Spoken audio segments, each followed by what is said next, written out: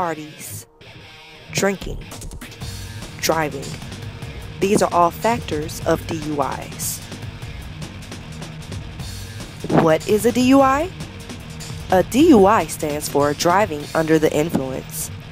It could be under the influence of alcohol or drugs. It is unlawful for any person who is under the influence of an intoxicating drink to drive a vehicle.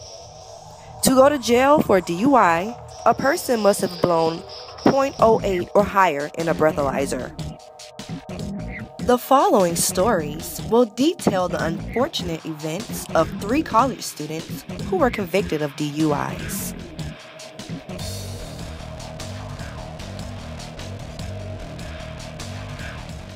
I started off at my cousin's house, and of course it was my birthday, so they decided to have some drinks prepared. So upon arrival, we had several glasses of wine, and one of the girls that was there needed my assistance with getting a jacket from the club. So, you know, I hopped in the car thinking nothing of it because I didn't feel intoxicated. Went to take her to this club downtown. Got the jacket, and on the way back, you know, I got a brand new vehicle. I guess I was driving a little too fast. What was I doing? 45, I believe, and a 30 or whatever. The police pulled me over, and when he pulled me over, he noticed that she was drunk because she had been drinking before I even arrived to the house.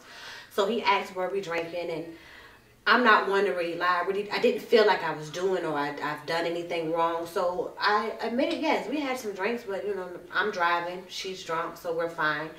He asked me to step out the car.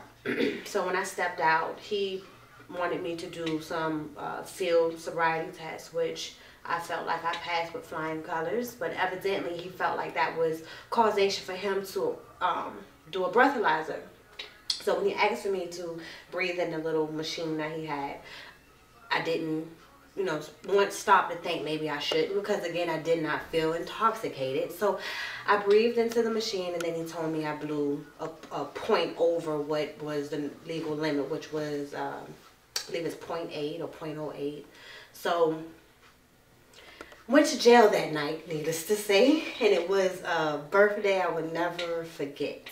You know, indulging the Savannah festivities for St. Patrick's Day, and I was going around the curve on Ivy. I guess we were speeding. I guess you could say that, and I didn't see the police in the middle of the setup, and it was like a screeching sound, you know, once we turned the curve, and I just seen the lights. And from that point, I had knew they got me, you know. I was nervous, and it was just crazy. And after that,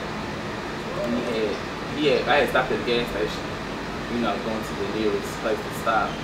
And it's funny because once we got to the gas station, I had acted like I was going inside the store, and so he said, "Wait, sir," you know. I was like, "Hey," and it was over from there. And he asked me to have something to drink.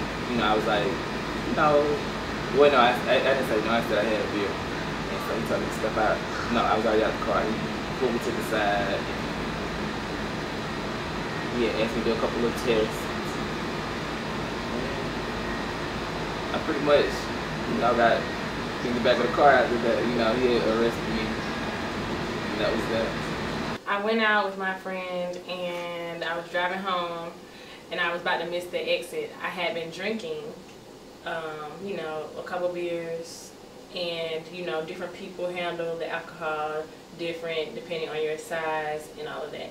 So I thought it was okay to drive home, trying to get off the exit, and I didn't use my blinkers to get off, and the cop pulled me over right off the exit.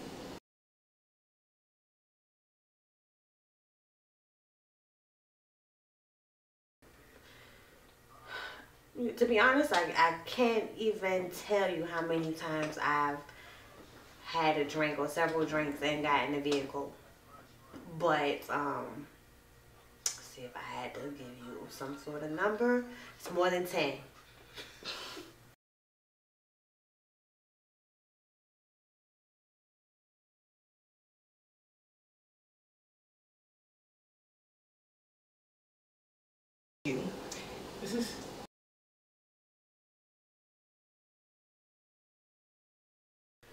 I mean, I had to do a 40-hour community service.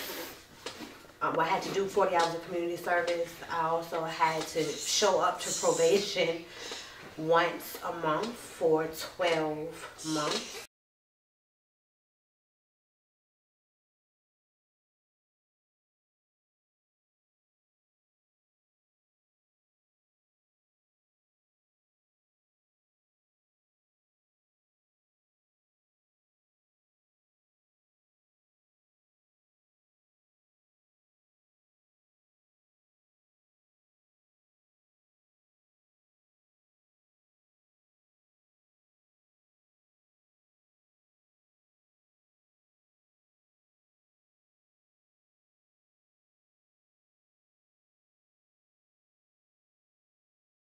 Having a DUI did not affect my work because I don't have a job where I'm driving. I'm pretty sure if I had a job where my license was key, then that would definitely directly impact my position at that job, but I didn't have that problem.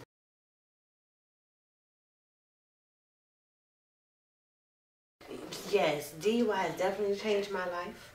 I am definitely more aware of the police officers and my surroundings. Not to mention, I'm a little more cautious when it comes to going to a friend's house and doing what I used to do. I'm like, sit down, have a drink, and then jump in the car to go to the next destination. One, it taught me to be careful. Two, we're going to the classes and seeing videos of other people, and you know, you really can hurt somebody, and you can also hurt yourself. And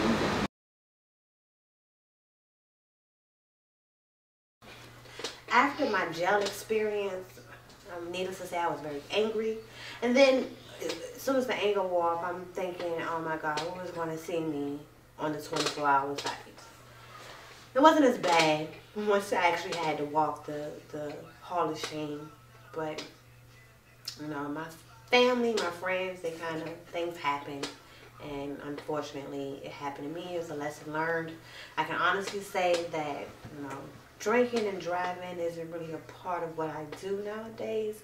I do think twice before I get behind the wheel after consuming any amount of alcohol. It changed me because I don't have the privileges that I used to have. Now I can look back and say, why didn't I appreciate those privileges, those driving privileges I had, all the money that I could have saved. I mean, this will cost you, honestly, by the time it's over with, if you get a lawyer and all of that, probably about $10,000, including probation.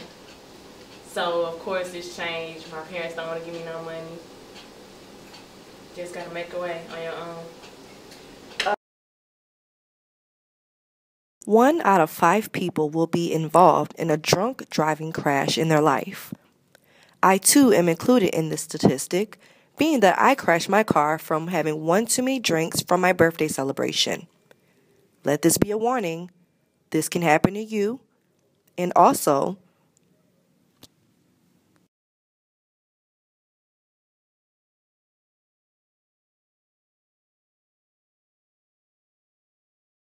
when it's all said and done with the whole ordeal that I've gone through, I've realized that, I mean, it can happen to anybody. It happened to me, so be advised that it can happen to you. If it happened to me, it can happen to you. it happened to me, it can happen to you. Don't drink and drive.